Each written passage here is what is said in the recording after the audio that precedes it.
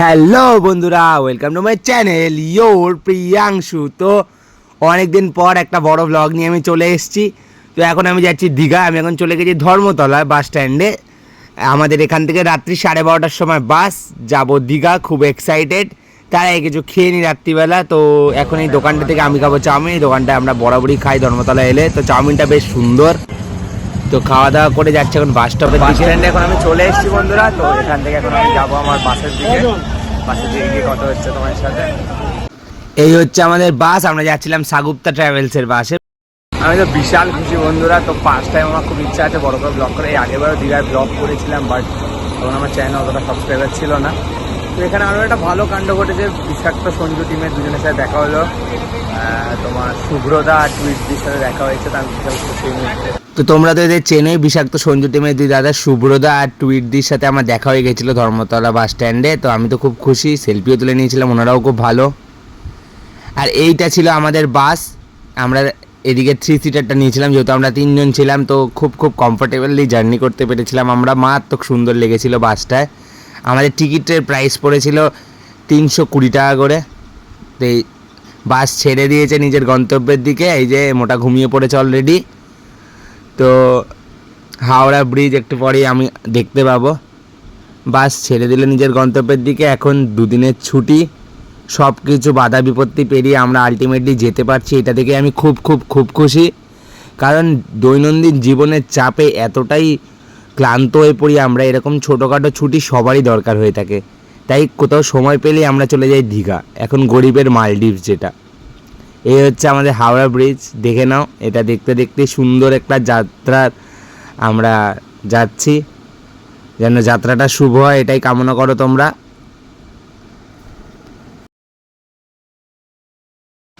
তো বাইরের দৃশ্য আমরা দেখছিলাম, একটু সিনেমাও দেখে নিচ্ছিলাম, ওয়েব সিরিজ দেখছিলাম আমি। তো দেখতে দেখতে সময়ের মতো বয়ে যাচ্ছিল, রাত্রও বাড়ছিল। তো আমাদের বাসটি দাঁড়ালো কোলাঘাটে। আমরাও একটু বাইরে ফ্রেশ হতে দাঁড়ালাম। তো এই দেখো কোলাঘাটে বাসটি দাঁড়িয়েছিল।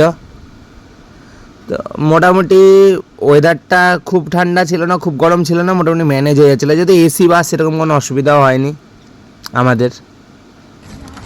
একটা চিপসের প্যাকেট, এটা আমার খুব প্রিয় চিপস। মোটা অলরেডি চিপস কেনেনি, মোটা কি একটা পপকর্ন কিনেছিল। তো আবারও আমরা আমাদের গন্তব্যের দিকে রওনা দিলাম। হঠাৎ করে সকালবেলা আমাদের বাসটি খারাপ হয়ে গেছিলো। দীঘা থেকে 5 কিলোমিটার দূরে আমাদের বাসটা খারাপ হয়ে দাঁড়িয়ে গেছিলো এই একটাই গরমের মধ্যে। তোমাদের সাথে দীঘায় গিয়ে তো দেখা হচ্ছে, কী কী করবো সব কিছু থাকবে এই ব্লগটায়। তার আগে তোমাদের আমি বলতে চাইছি, তোমরা আমার কী ধরনের ব্লগ পছন্দ করো তোমরা কিন্তু কমেন্টে কেউ জানাচ্ছ, কমেন্টে জানিও, তাহলে আমি আর উৎসাহ নিয়ে ব্লগগুলো করতে পারবো। তো নেমে পড়েছি এই মুহূর্তে দীঘায়। এখন আমরা যাচ্ছি আমাদের হোটেলের দিকে। দেখা যাক, তোমাদেরকে দেখাই হোটেলটা কীরকম। এই হচ্ছে আমার আগামী দুদিনের ঠিকানা, hotel PB international in new Digha. খুবই সুন্দর হোটেলটা ছিল, মানে কি বলবো, এক কথায় জাস্ট দারুণ, ফাটাফাটি। তোমাদের আমি ভিতরটা পুরোটা দেখাচ্ছি। এটা ছিল হোটেলের রিসেপশান। এন্টায়ার এসি ছিল পুরো ভিতরে, মানে ঢুকে যে মানুষ ওয়েটিংয়ে যে অপেক্ষা করবে তাদের সেখানেই আরাম হয়ে যাবে। পুরো এসি, চিল্ড এসি ছিল। ড্রেসে ভালো, এনাদের ব্যবহারও খুব সুন্দর। Outside food not allow. রাত্রি 10:30টার সময় পর প্রবেশ নেই, কিন্তু করতে দেয়। এত সুন্দর ইন্টেরিয়ার ডেকোরেশন ছিল। এটা ছিল আউটসাইড ফ্লোরেই, এটা কাউচ রাখা ছিল, মোটামুটি বেশ ভালোই ছিল। লিফট ছিল, এই লিফটটাতেই দারুণ, বাইরে থেকে পুরো গ্লাস লিফট ছিল, দেখা যাচ্ছিল। একটা সুন্দর ডেকোরেশন করা ছিল এখানটা, মানে যাই বলি তাই কম পড়ে যায় হোটেলটার। তো এখন আমরা আমাদের ফ্লোরের দিকে যাচ্ছি, গিয়ে দেখা হচ্ছে তোমাদের সাথে। আমি হোটেলের রিভিউটা দেবো। এই ঝাড়বাতিটা আমাকে সব থেকে বেশি আকৃষ্ট করেছিল, মানে ঝাড়বাতিটা ভিনটেজ কালেকশান। ভাই রে ভাই, তোমাদের কি বলি, হোটেলটা তো ভালো ছিল, কিন্তু এই যে বড় যে লনটা, আমার মাঝে মাঝে মনে হচ্ছিলো হরর ফিলিং, ওই দূরে কেউ দাঁড়িয়ে আছে। তো ঢুকে পড়েছে আমাদের রুমে। এই সুন্দর একটা নাইট ল্যাম্প, একটা কিং সাইজ বেড ছিল, 3 জনে আরামসে হয়ে যাচ্ছিলো আমাদের। এই যে আমরা 3 জন, এখন আমরা পুরো রুমটাকে দেখো। একটা ফ্যান ছিল, ফুল এসি রুম ছিল। সব থেকে বড় কথা, দীঘায় এসছি এরকম একটা আয়না না থাকলে হয়, আয়নাটা ছিল। এই যে আমাদের রুমটা দেখো, একটা মিনি ফ্রিজ ছিল, ফ্রিজটা আমাদের খুব কাজে লেগেছে, মারাত্মক কাজে লেগেছে ফ্রিজটা আমাদের। এই হচ্ছে আমরা 3 জন এখন পুরো রুমটা ভালোভাবে দেখছিলাম। তো এটা ছিল আমাদের রুমের ব্যালকনিটা আমি এবার খুলবো, খুলে যাচ্ছি। ব্যালকনিটা থেকে ভিউটা অতটা মানে সি ভিউ আমরা নিইনি, কারণ আমাদের থেকে বিচ হেঁটে 5 মিনিট ছিল, জাহাজবাড়ি উল্টো দিকে ছিলাম। মানে এই হচ্ছে সবথেকে কার্যকর বাথরুম, একটা গিজার ছিল, আর সবথেকে বড় মিরার সেলফি তোলার জন্য একটা আয়না ছিল, রুমে একটা আয়না, বাথরুমে একটা আয়না, তো পুরো সেই ব্যাপার ছিল। তো দীঘায় এসেছি, আয়নাটা না থাকলে হয় আমাদের রুমে। তো ফ্রেশ হয়ে নিচ্ছে, এখন একটা ব্রাশটা করে নিয়ে নিচে যাব খেতে, তো গিয়ে দেখা হচ্ছে। হ্যালো বন্ধুরা, তো এখন রুমে একটু ফ্রেশ হয়ে ড্রেস চেঞ্জ করে নিই, তো এখন যাচ্ছি খেতে, সকালে কিছু খাবার খাবো, এসে দেখা হচ্ছে তোমাদের সাথে। বাইরে দেখি কি খাই, সবই দেখাবো তোমাদের, চলো দেখা হচ্ছে। তো বাঙালি বস আমরা, যেখানেই যাই চা তো খেতেই হবে, আগে চাটা খাই, চা খাবো, চাটা খেয়ে তারপর বাড়ি কিছু খাবার খেয়ে তোমার সাথে দেখা হচ্ছে বন্ধুরা। চা, আমি পরপর 3 বছর দীঘায় এসেছি, আর আমি সকালের টিফিন এখান থেকেই করি, এই ভুরি ভোজন রেস্টুরেন্টটা থেকে। এত সুন্দর সুন্দর খাবার এত কম দামে, ঠিক জাহাজবাড়ির পাশে, আর এই সরকারি স্থানালয়ের উল্টো দিকেই, মানে মারাত্মক খাবার থাকে এখানে। গাইজ এখন আমরা খেতে চলে এসেছি সকালের টিফিন, যে মোটা আর আমি, দাদা এখানে বসে আছে। তো এই মুহূর্তে আমরা খাবারটা অর্ডার দিয়েছি, আমি নিচ্ছি ঘুগনি পাউরুটি, দাদারা নিচ্ছি লুচি আর ঘুগনি। তারপর তোমার সাথে গিয়ে দেখা হচ্ছে, আবার খাবারটা চলে আসুক, খেয়ে নিই। সারা রাত কিছু খাইনি, খুব খিদে পেয়েছে, খেয়ে নিই। তারা এসছে আমার খাওয়ার, আমি খেয়ে নিয়ে তোমার সাথে কথা বলছি। এইখানে আমরা সেই বিশ্ববিখ্যাত একটা রিলসের ফার্স্ট শ্যুটটা করছিলাম, অনেক চেষ্টার পর হয়েছে, মোটা আগে হেঁটে বেরিয়ে গেছিলো। এটা তোমরা আমার শর্টসে দেখতে পেয়ে গেছো অলরেডি রিলসটা। বন্ধুরা তো এবার যাচ্ছে আমার সাথে বিচে, আউটফিট এই যে 1 2 আর ভুলে দিয়ে দিয়েছো, এরা দুজন ম্যাচ করে পড়েছে আবারও। এই যে আজকের আউটফিট আমাদের, আমরা এখন যাচ্ছি বিচে, তো ফোন ঘরে থাকবে, আর এসে দেখা হচ্ছে টাটা। তো বন্ধুরা গেছিলাম সমুদ্রে স্নান করতে, বাট ওখানে ফোন নিয়ে যাওয়াটা কোনোভাবে পসিবল হয়নি, কালকে চেষ্টা করবো। বাট এখন চলে এসেছি পুলে। এই পুলটা আমরা প্রত্যেকবারই নিই, যে কোনো আমরা যেই হোটেলেই থাকি পুলটাকে দিই, কারণ আমরা পুলে মারাত্মক এনজয় করি। তো এই হচ্ছে আমার সেই বিখ্যাত চশমাটা আমি পরে নিয়েছি, এমসি স্ট্যান্ড। এই যে জলে হস্তি আর অনিকের দ্বারা আমরা 3 জন এখন মজা করবো মারাত্মকভাবে। একটা হিরোর এন্ট্রি হচ্ছে বস, বললে হবে, খরচা আছে। তো এখন আমি সুইমিং পুলে একটুখানি হিরো এন্ট্রি দিতে চেষ্টা করে আমি ধাপ করে পড়ে গেছি, খুব জোর পায়ে লেগেছিলো। তো এই যে আমরা 3 জন, এখন গান চলছিল বলে আমাকে পরে ভয়েস ওভার দিতে হলো, কপিরাইটেড ভয়, নাহলে ধূপধাপ কপিরাইট পড়ে যায়। তো গাইজ আমাকে কেমন লাগছে একটু জানিও তো, চশমাটা পরে পুরো হিরো না? তো আমি মারাত্মক মারাত্মক মজা করছিলাম পুলে, আমরা কত ধরনের খেলা খেলেছি, একটু ফটোশ্যুট করছিলাম, সেগুলোই তোমাদের দেখিয়ে দিই।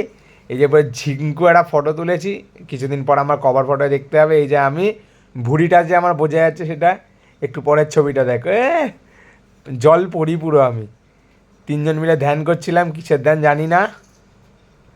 তো হ্যালো বন্ধুরা, এখন আমরা স্নান টান করে ফ্রেশ হয়ে চলে এসেছি, এখন সুইমিং পুলে এনজয় করছিলাম। সমুদ্র থেকে এসে সমুদ্রের ভিডিওটা করতে পারিনি, তো এই মুহূর্তে ভাবছি যে কি খেতে যাবো, অনেকটাই টাইম হলো, কারণ এবার বিকেলে বেরোবো আমরা আবার ঘুরতে।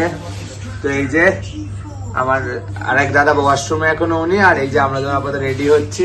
কিন্তু এখানে একটা ছিল, জামা কাপড় শুকনো দেওয়ার কোনো জায়গা খুঁজে পাচ্ছি না, জামা কাপড় যে শুকনো দেবো কোনো জায়গায় খুঁজে পাচ্ছি না, দেখা যাক কি হয়। তো চলো তোমার সাথে দেখা হচ্ছে। তো আমরা একটা ভালো উপায় বার করেছি, জামা কাপড় শুকনো দেওয়ার, জানলার ঠিক ওপারে দিচ্ছি। তো চলো তোমার সাথে দেখা হচ্ছে। হ্যাঁ বন্ধুরা, তো এই যে আমার ড্রেস হচ্ছে নর্মাল ড্রেসটা, দেখে না, এটা হচ্ছে আমার আপাতত আউটফিট। চলো আমি এটা মুছে দিই, এটা হচ্ছে আমার আপাতত আউটফিট। বাইরে ওরা বেরিয়ে গেছে, এখন আমরা যাচ্ছি খেতে। চলো খাওয়ার ওখানে গিয়ে দেখা হচ্ছে, টাটা। তো দুপুরের খাবার আমরা আমাদের হোটেলের উল্টো দিকে একটা রেস্টুরেন্ট ছিল, হোটেল মাতারা রেস্টুরেন্ট, তো সেখানে খাবারটা মনে হয় ঠিক ছিল। এই খাবারটা আমি খাইয়েছি, আমার থেকে ঝেড়েছে এই মোটা, এর বদলা তো আমি নেবই। মোটা এখন নিজেকে ফুড ব্লগার ভেবে হেভেন বাইটটা নেবে, দেখো খালি তোমরা। কিন্তু খাবারটা নো ডাউট খুব ভালো ছিল, হেভেন বাইট নিয়েছে, হাসিটা দেবে দেখো, খিলিকো সুন্দর বললো। যা খাওয়া দাওয়া করে এবার রুমে যাই, রুমে গিয়ে একটু ফ্রেশ হয়ে আমরা রেডি হয়ে গেছিলাম ঢেউসাগর যাবো বলে। এইটা আমার আউট গাইস, এখন সন্ধেবেলা বেরোচ্ছি বিচের উদ্দেশ্যে, তো দেখা যাক। তো ঘুমটা বেশ ভালোই হয়েছে, সন্ধ্যাবেলা যাচ্ছি বিচের উদ্দেশ্যে, চলো যাই, টাটা। এটা হচ্ছে আমার সেই লুকটা, দেখে নাও, এটা ছিল আমার সেই লুক, কেমন লাগছে বলে দিও। চলে এসছি গাইস ঢেউসাগরে, ঢেউ খাবো বলে, কিন্তু এখানে টিকিটের লাইনটা দেখে মনে হচ্ছিল যেন আমি দুর্গাপুজোর প্যান্ডেলে দাঁড়িয়েছি, এত লাইন, বাপরে বাপ। গাইস এখন আমরা বোটিং করব, 50 টাকা করে টিকিট নিয়েছে পার হেড, 15 মিনিট, কিন্তু থোড়ি 15 মিনিট করিনি, আরও বেশি করেছি দেখো ভিডিওতে। তো এই সেই টিকিট, এখন আমরা যাবো বোটিংয়ে। তার আগে কিছু ছবি তুলে নিয়েছিলাম আমরা ঢেউসাগরে, তো এখন আমরা যাচ্ছি বোটিংয়ে। মাছ গঙ্গা মাছ পুকুরে করছি বোটিং, এই যে করছি এখন আমরা বোটিং, আর মাছ পুকুরে আছি। অলরেডি কাঁপাকাঁপি চালু হয়ে গেছে, দুজন আমার ড্রাইভার চালাচ্ছে। ও বাবা, এখানে আমি চালাচ্ছিলাম, এরপর আমরা সোজা চলে গেছিলাম ওল্ড দীঘায়। ওল্ড দীঘায় গিয়ে কিছু সন্ধেবেলার খাবার খেয়েছিলাম। তো গাইজ এখন আমরা ওল্ড দীঘায় এসে বার্গার খাচ্ছিলাম। অ্যান্ড আমি থ্যাংক ইউ বলতে চাই অনিকেত দাকে। অনিকেত দার আইফোন থেকে আমি পুরো এই ব্লগটা শ্যুট করেছি। থ্যাংক ইউ দাদা তোমার ফোনটা আমাকে দেওয়ার জন্য। তারপর ওল্ড দীঘায় বেশ কিছুক্ষণ সময় আমরা কাটালাম, এই নির্জন নিস্তুম, আমার পরিবেশটা বেশ দারুণ লাগলো। তারপর আবার রুমে চলে এসেছিলাম, তারপর এসে একটু ক্যাট মারছিলাম রুমে রাত্রিবেলা। এখন আমরা এই যে এখন ফ্রেশ হয়ে এখন আমরা খেতে বসবো গাইস। রাতের খাবারটা খেয়ে অনেক টায়ার্ড আছি আমরা এখন, তো রাতের খাবারটা খেয়ে এবার একটু ঘুমোবো। এই ছিল আমাদের রাতের খাবার। ওরা ডিম সেদ্ধ গাইস, ভুল বুঝো না, আর রুটি আর বাটার চিকেন। তো গাইজ আমরা খেয়ে নিই, তোমরাও কে শুয়ে পড়ো। তো পার্ট 1 এখানেই শেষ হলো, পার্ট 2 আবারও আসবে। তোমরা কমেন্ট করে জানিও ব্লগটা কেমন লাগলো, আর পার্ট 2ও আসবে খুব শীঘ্রই। Tata guys.